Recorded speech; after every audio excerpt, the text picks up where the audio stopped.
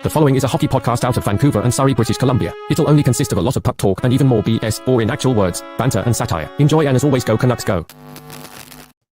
Elliotte Friedman, you've done it again.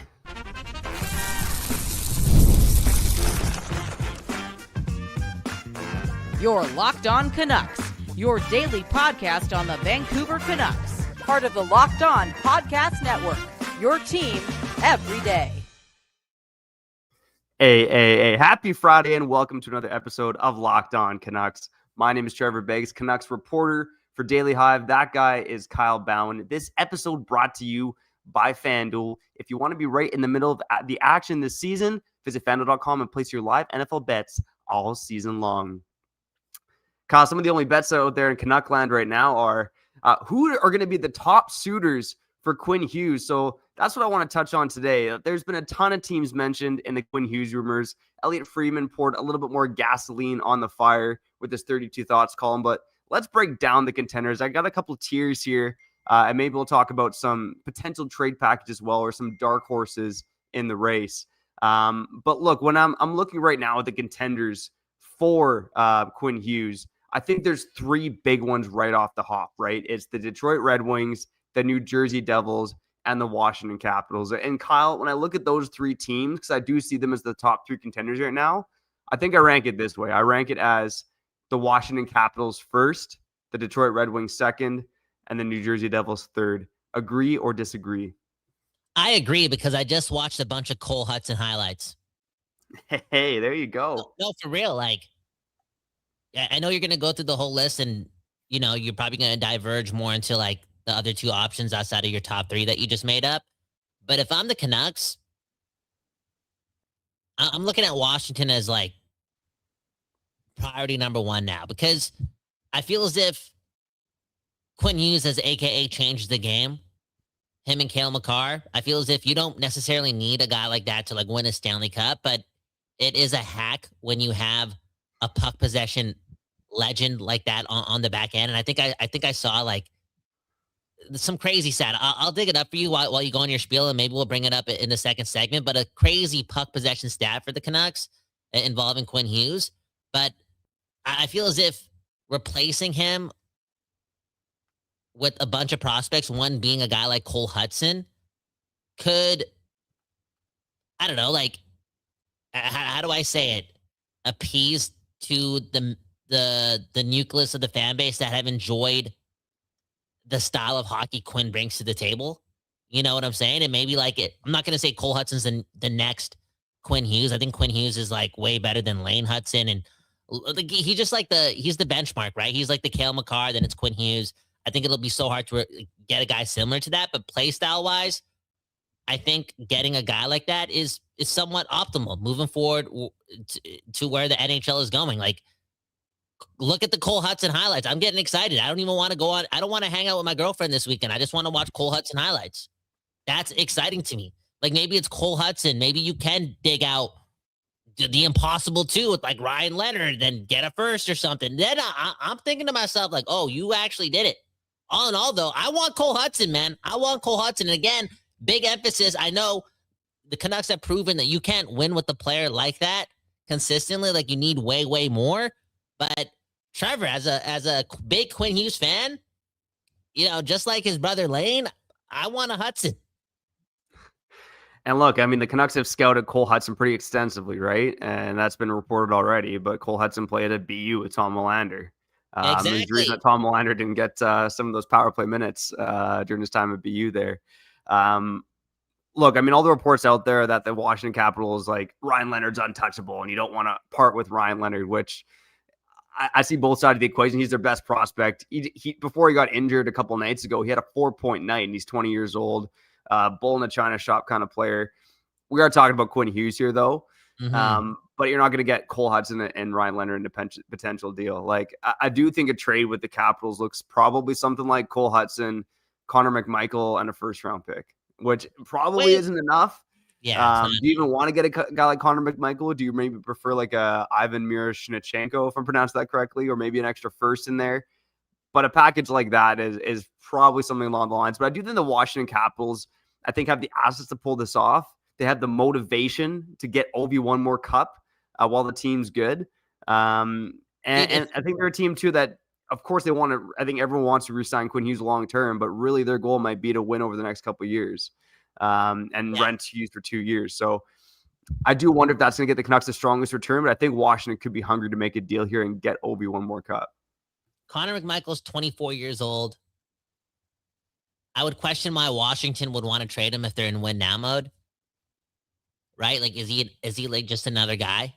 Well, I think one of the reasons is he's had a bit of a down year, and he's an RFA restricted free agent at the end of the year, and he's going to require an extension. Does he deserve a big extension if he's had a bad year or a mediocre year?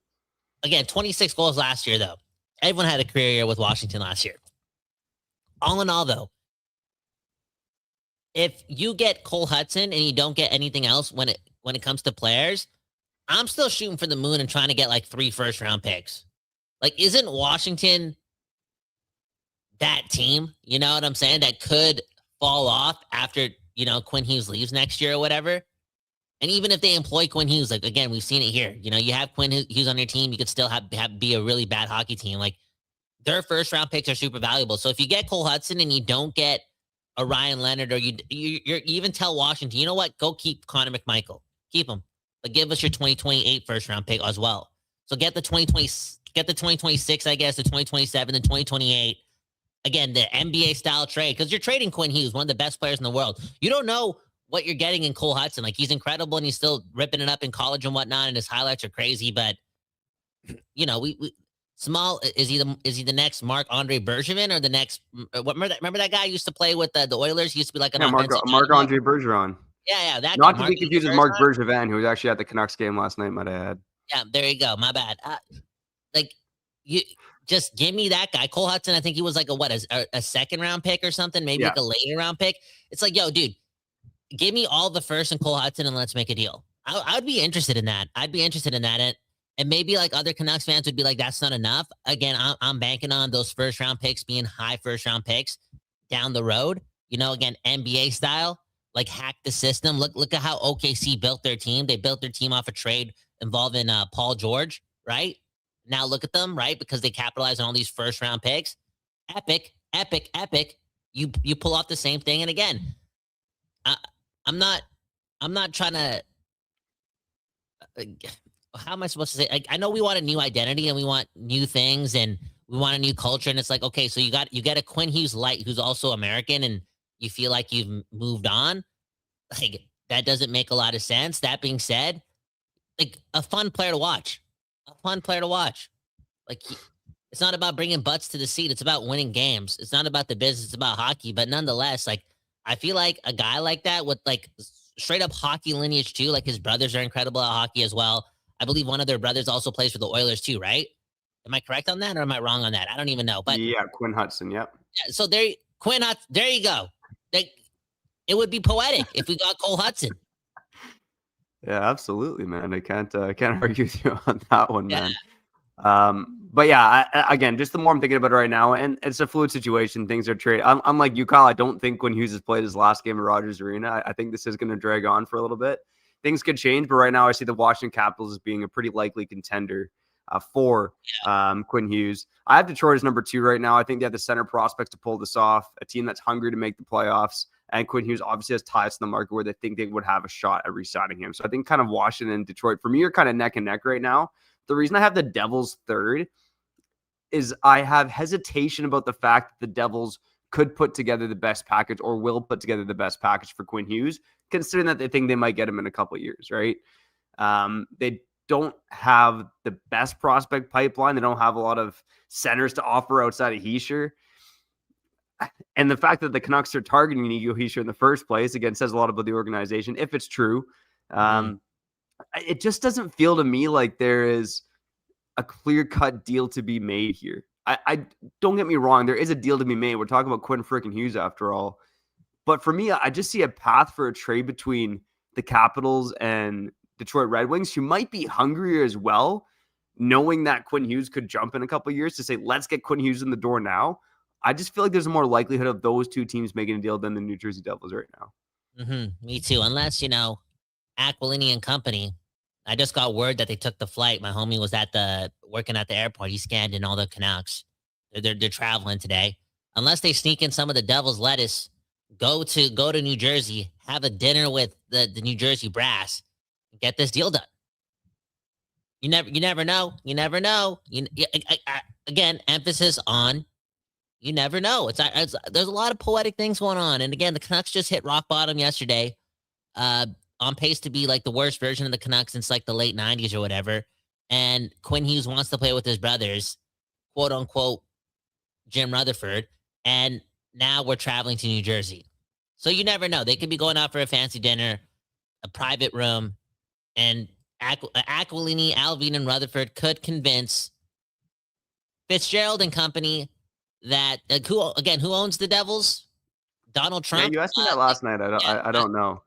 Just maybe they could, swing a big deal. Because if you're New Jersey, you get two swings at it. Like, what are you gonna do? You're gonna wait till 2020? Would that be like 2028, the 2028 Stanley Cup playoffs to like use Quinn Hughes in a playoff race? Like, what type of thinking is that? If you can get a guy like that right now, you get him right now. And I want to emphasize this too. I know we have to talk about the Red Wings, but it's to me, it's important that the Canucks trade a player that's checked out emotionally from the team, not physically, emotionally from the team as their captain before once again he gets hurt. Like, I'm so scared of this guy getting injured and then being, injury prone and watering down his trade value. Like, get this guy out of here. Yeah, I think this guy's going to do his very best to stay healthy until the Olympics. Make sure he doesn't take those hits at the very least. You know what I mean? So the Olympics, there you go. Like, he might get hit at the Olympics. Tom Wilson, 43. Could you imagine that? By his future teammate, Tom Wilson. He wouldn't do that to his future teammate, would he? Okay, let us know in the comments what you think. What is the most likely destination in your mind for Quinn Hughes right now? And let us know why in the comments below. Let's cut to break, and Kyle, we'll break down Detroit a bit more and talk about some of the other contenders here. We mentioned 3. Let's get to 4 more coming up next on Locked On Canucks.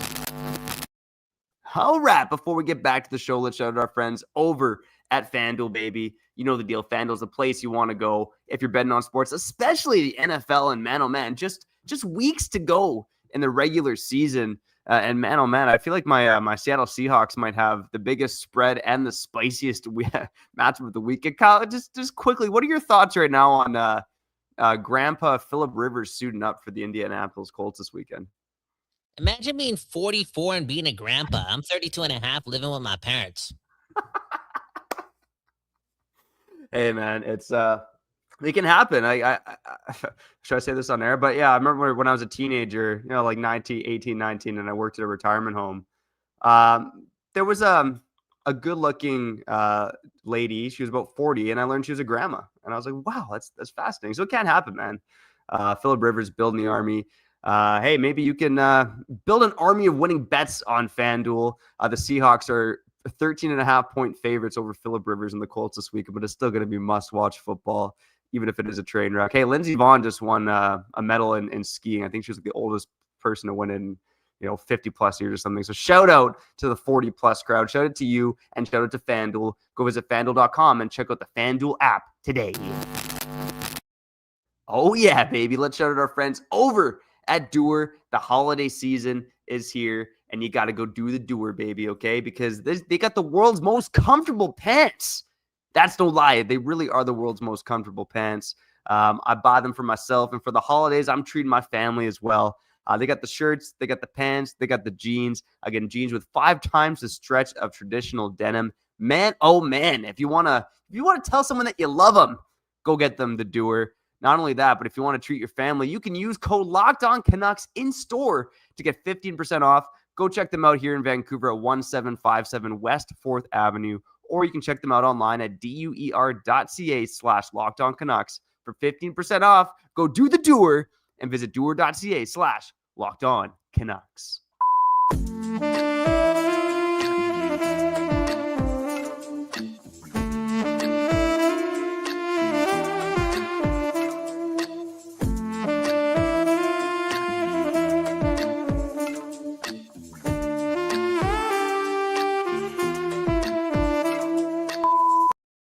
People, we back doing this, and that's talking about trading Quinn Hughes to the Washington Capitals, the Detroit Red Wings, or the Illuminati. I just found out. I think the Devils are they owned by Bad Boy Records? P. Diddy? I don't know.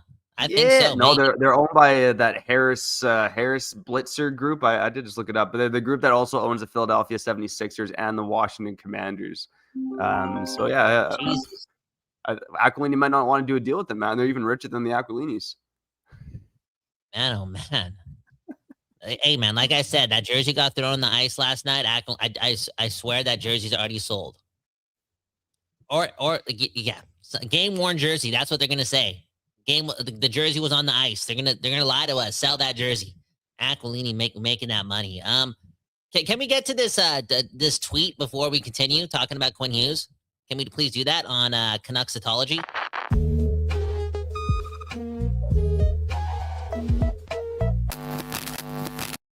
Let's talk about the facts, okay? That's what we do on Canucksatology. And Dom Lecision, and our friend on the program, we've talked our shit about Dom because, we're emotional. We're emotional here, all in all. I wouldn't call him a friend. No, not quite that level. Dom Lecision saying, my latest projection has the 8th place team in the West pegged for 85 points, okay? Or 86 points. We'll round up. I think it's going to go lower to 84 points. That's how mid the NHL is. And I only bring that up when we're talking about trading Quinn Hughes because I want to double down on this until he gets out of here. And again, I'm a big Quinn Hughes fan, but at this point, 6 or 7 years ago, the Blues are the last place team and they win the Stanley Cup. At this point last year, I wonder if the St. Louis Blues are like the 3rd worst team in the NHL or the 4th worst team in the NHL, and they make the playoffs last year. And Quinn Hughes has been asked multiple times about this season and how he's handling the noise and what does he want to tell the fans and his contract situation and all that. And this guy continues to just say, I'm doing my best on the ice. I'm doing what I can do to handle the situation. And again, I just want to remind Quinn Hughes, if he's watching the program, the NHL's mid right now. There's still 51 games left. You could do yourself a lot of favors if you want to be a better leader by just, saying you believe in this team. For real. Because there's still a chance. The NHL is so mid. I think the 8th place team might be might get to 83 points to make the playoffs. You know what I'm saying? All in all, though, this does also connect to the trade Quinn Hughes program today because it opens up the door for more teams to be interested in Quinn because everyone's kind of still in it. And I don't know what did you brush on Detroit being the second best option, or did you move off of that quickly, or is it because we talked about them earlier? Before you finish the rest of your list, can you just talk about that a little, the Detroit thingy? Yeah, I think I mentioned just their desperation to make the playoffs, the ties from Hughes to Michigan, the fact the family lives there, and the fact they have the assets to get it done, right? And I think part of it is we did touch on it earlier this week, but something like Danielson or a Casper, and then probably the second person is an Edvinsson or a Sandy Pleak, and then probably 2 first-round picks, right? Something in that range. That's a pretty decent package for Quinn Hughes if you can get that out of Detroit. But yeah, I do think that they probably think they might have a chance to re-sign Quinn Hughes because of the connections. Obviously, Dylan Larkin's a good friend of his as well. So yeah, I certainly wouldn't discount them. I do think the Capitals and Detroit are neck and neck. But yeah, I think maybe I moved off of them quick because there's some other teams that I did want to talk about, right? I think, again, 3 clear frontrunners right now are Washington, Detroit, and New Jersey in that order. After that, I do think it's kind of open, but Friedman did mention 5 other teams. When I look at the teams he mentioned, the one that stands out to me is Carolina. Carolina has shown that they're not afraid of making the big move, right? They've made the playoffs. Sorry, they've won 9 playoff series since 2018-19 when Rod Brindamore took over. They've been to 3 conference finals. They have yet to be to a Stanley Cup final. And I think there's some urgency and some desperation in that organization to finally get over the hump. And for as good as that team has been, for as well coached as they are, they don't have a game breaker like Quinn Hughes. They also have some interesting draft capital. They have been a really astute drafting team. They have cap space, ironically enough. So they have the pieces to make a deal like that happen. Am I crazy? I think that the Carolina Hurricanes could be one of the top contenders here for Quinn Hughes, Kyle. It would be fun to watch that come to fruition. It'd be fun, regular season hockey to watch. But I do wonder, You know, is that the piece that they need? And again, I'm a huge Quinn Hughes fan, but being one of the best players in the world and all that's great and all, but can Quinn get it done in the playoffs to the point where it's like he puts you over the top? I still question that because the playoffs are a different beast, man. And I keep saying he's injury prone.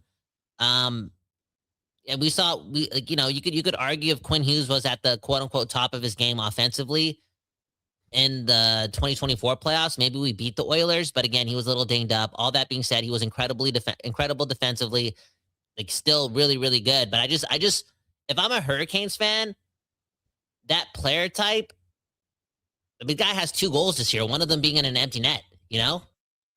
Like, I just wonder if that puts him over the top and if they should, you know. He makes the other players around him better too. Like that's the thing, right? And he's been dealt a shit sandwich on this Vancouver Canucks team, but 100%, the Carolina Hurricanes have lacked an elite offensive producer. I know they got Shane Gostisbehere back there putting up points, but that's a very different caliber of player. They've lacked an elite offensive producer. And whether it's that forward on defense, I think that's something that organization could desperately use. Again, they've shown they're not scared to take big swings with the Mikko Rantanen trade. I don't say the cup window's closing, but like they've been in contention for a while. There should be some desperation to get over the hump. And that coupled with the fact that they have the assets to make the trade, you add to the plot the fact that the Devils are in the conversation. The other teams we haven't mentioned yet, the Rangers and the Flyers, both teams that have been in trade speculation. Like half the Metro Division seems to be the front runners for Quinn Hughes. And there might be a bidding war and maybe some desperation from all those teams to make sure that their rivals don't get Quinn Hughes. And I know, like I might be getting their heights mixed up a little, but just based on what I see on the ice and like the way like the way their body language or just like physically they look on the ice, I just wonder if like you can actually win a Stanley Cup with Seth Jarvis, Sebastian Aho, and Quinn Hughes being your top 3 players. I like all those players, but don't you want one of those guys to be like, you know what I'm saying, Trevor? Like more playoff built? Like, I feel like, and again, this player's not available, but if I'm Carolina, I'm more interested in finding the guy who's like Matthew Tkachuk as opposed to Quinn Hughes. That's just me. Yeah, I mean, that would be the copycat way to do it, wouldn't it, Kyle? Yeah, but again, I know that guy's not available, but I think like, I don't know if Quinn Hughes puts the Carolina over the top like that in the playoffs. So we got to see if I just don't know. And here's the other thing too, Trevor. Like I want to bring up this conspiracy theory. Like I wonder if Quinn Hughes is just so destined to be a Devil and wants to be a Devil that will he I don't know, like will he check out of Carolina early because he's like I just focused on going to New Jersey next year? I don't know, because he's shocking me right now based on how he's conducting himself to the media and like his body language. I don't know, just to be honest, I feel like that's overthinking a bit. Okay. I think he's a player that's very hungry to win, right? And okay, like Kyle, we talked about it last night. He was the best player on the ice for the Vancouver Canucks. For as much as this guy seems checked out in media interviews and has a shift here or there where you're like, wow, that doesn't really look like Quinn Hughes. For the most part, he's the most electric player on the ice still, even when he's in this toilet bowl that is Vancouver. No, 100%. You're right. So let's wrap up here. Let's cut to a break. I do got to hop off in 6 minutes, but let's cut to a break and I'll wrap up the 7 top contenders for Quinn Hughes. The list on the other side here on Locked On Canucks. All right, before we get back to it, let's shout out our friends over at Monarch Money. I know, Kyle, you're stressing, man. Big financial planning meeting with your girlfriend in the new year. Don't stress, man. Just download Monarch Money and boom, bam, you'll be locked and loaded and ready to go. Monarch Money's been a game changer for me, and it could be a game changer for you as well. And don't just listen to an idiot like me, okay? Because recently, Wall Street Journal rated Monarch Money as the best budgeting app of 2025. Boom, bam, let's go. Monarch is an all-in-one personal finance tool that brings together your entire financial life in one clean, simple dashboard. And it's great for couples. Ooh, baby. Shout out to my wife. There's shared dashboards, shared goals, and fewer, wait, how much did we spend? Conversations. So don't let financial opportunities slip through the cracks. Use code LOCKEDONNHL at monarch.com in your browser for half off of your first year. That's 50% off your first year at monarch.com with code LOCKEDONNHL.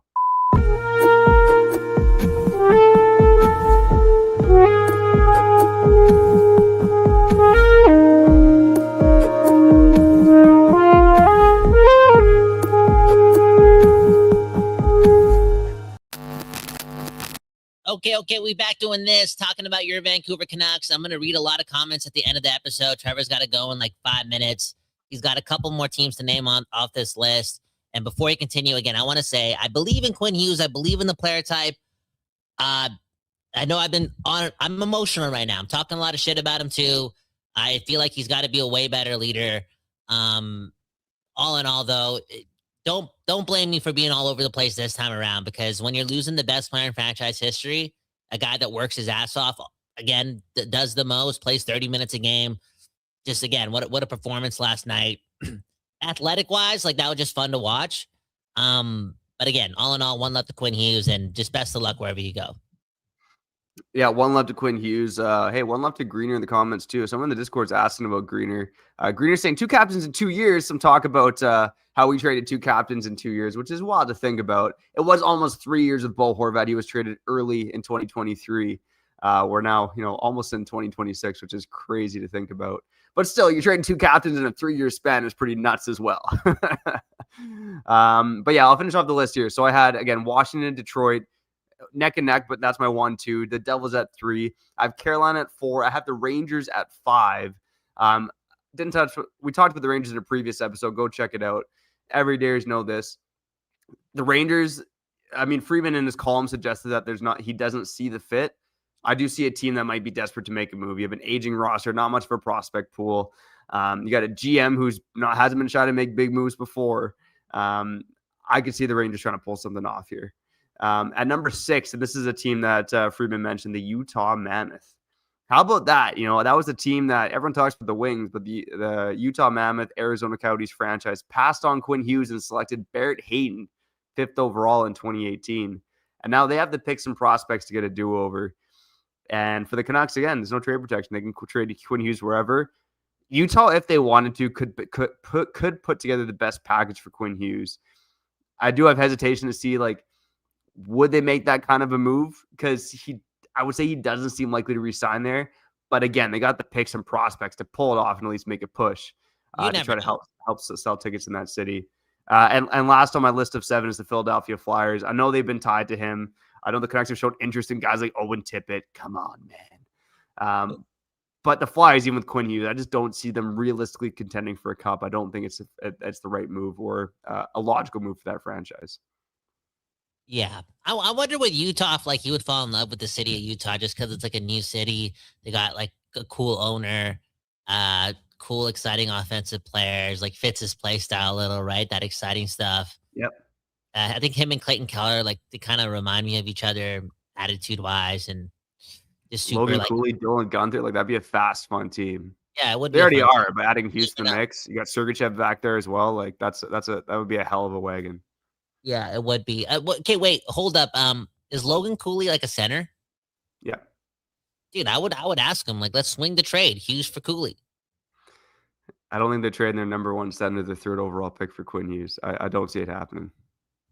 It's Quinn Hughes though, man. Aren't they struggling a little? They're not the same as they were in October. They were struggling for a bit. A lot of people are blaming the coach, Andre Tournier. Yeah. That's arguably their best player. He's going to be their highest paid player next year. I don't see them gutting the organization for a chance to have Quinn Hughes for 2 years. Oh, true enough. I always forget Quinn Hughes signed for only 18 more months. Anyways, Trevor, get out of here. Go to work. I'll read some comments. One love. Everyone in the comments, how you guys feeling, man? How you guys feeling? December 12th, ho, ho, ho, Merry Christmas. Your hockey team sucks. Your hockey team's going to trade the next Bobby Orr, a.k.a. somebody we compare to Cale McCarr. Just one of those guys. Look at what we just did. Name seven teams I could trade for Quinn Hughes. Again, I said this yesterday, and it's a bad joke or a good joke. It feels like I'm watching the P. Diddy documentary, watching this damn show, right? Especially with the Devils just looming around. Feels like it just feels dark, man. It really does. So yeah, where do you want Quinn Hughes going? How are you feeling? Let's read some comments and get out of here. Again, you're listening to Locked On Canucks. Calvin saying, remember the Cam Neely trade? I really don't. I wasn't alive. I don't even know if I was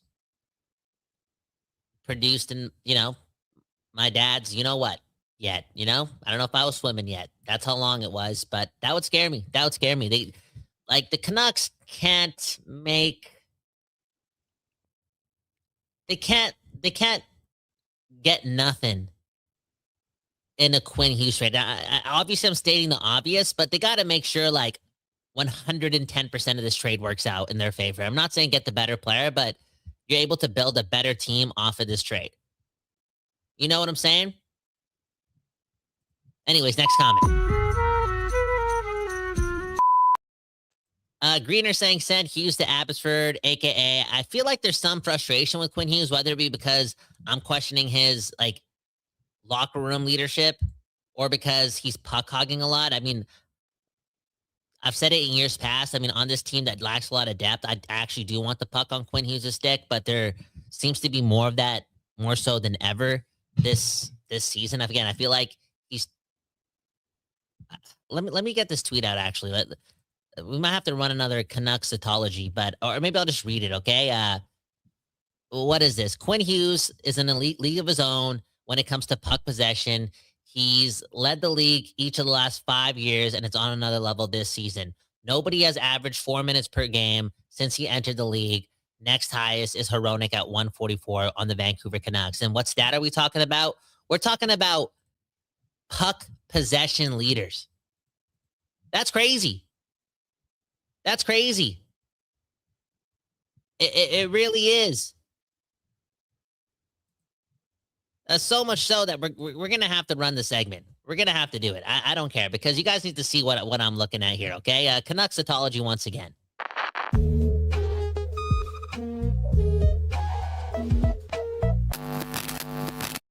Okay, this is the part of the show where, again, we just talk about the stats, and this comes from Sport Logic. Here are the puck possession leaders per game this season. Quinn Hughes at 4 minutes and 1 second per game where he's holding onto the puck. The next closest is Lane Hudson. We talked about his brother earlier today. After that, it's Matthew Schaefer, then Cale Makar and Jake Sanderson, all around 2 minutes and 30 seconds to 2 minutes and 40 seconds. But there's Quinn Hughes at 4 minutes and 1 second.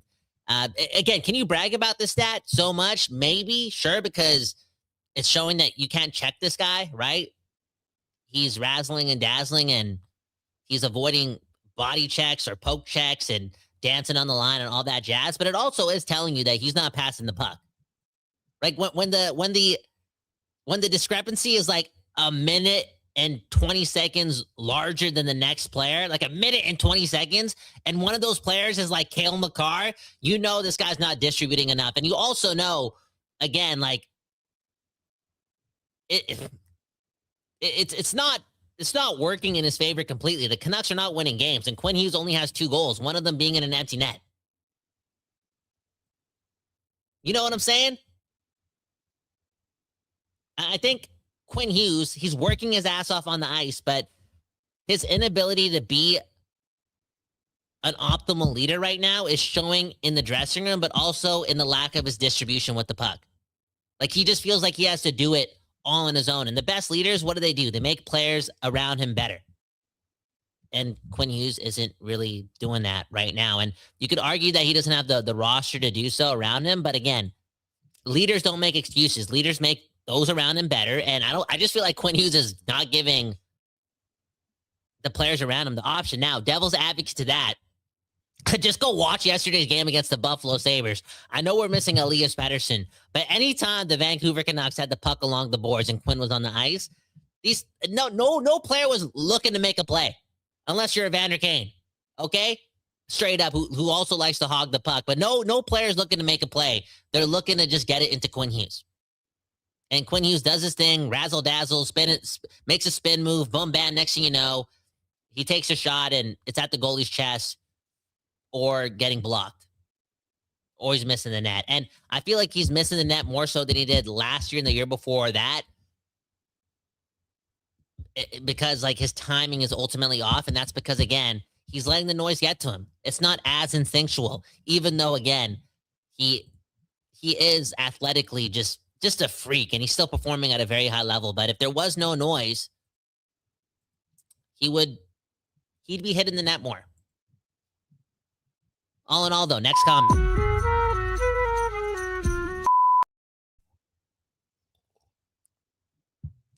Man, oh man. Greener also is talking about Stuart Skinner. Was Stuart Skinner not available for Thatcher Demko? At least we have that. I mean, like, isn't it crazy how everyone was waiting for the Oilers to make a big trade involving their goaltending situation, and they trade for a goalie and give up a second-round pick? And I guess Brett Kulak was struggling this year, but I do remember his days in the playoffs, and he's better than Tyler Myers, right? All in all, though, they make all that happen for a guy that, again, that was on waivers 9 months ago, and in Surrey native Tristan Jarry. And we're big fans of the BC Buds here on the West Coast and on Locked On Canucks, but it's definitely screwed Tristan Jarry since he's an Oiler now, and I hope that blows up in their face. Real talk, and as Hangy is saying, the Oilers wanted Shelovs but settled for Tristan Jarry. I wonder if that's true. I mean, the Oilers could have got one of the Woods, right? Blackwood or something last year. Probably could have made a deal for Askarov, considering how much they just gave up for Jarry. But that's life, man. That's life. Anyways, my name's Kyle Bhawan. One love to you and you and you and you. I need some more coffee. I need to clean up the studio. Hit the like button, support the show, and again, we're all over the place with Quinn Hughes right now. It's emotional. That when breakups happen like this, but I do know when the trade does happen, it'll be a love fest, and we'll spend 30 minutes respecting the guy, because again, he's maybe not the best leader off the ice, but on the ice, he's just the guy does care, and he wants to win badly. Okay. Anyways, go Canucks, go. We'll see you on Sunday for a post-game show, and hey man, appreciate life, man. You're blessed today, and hang out with your family and friends. Okay. Peace.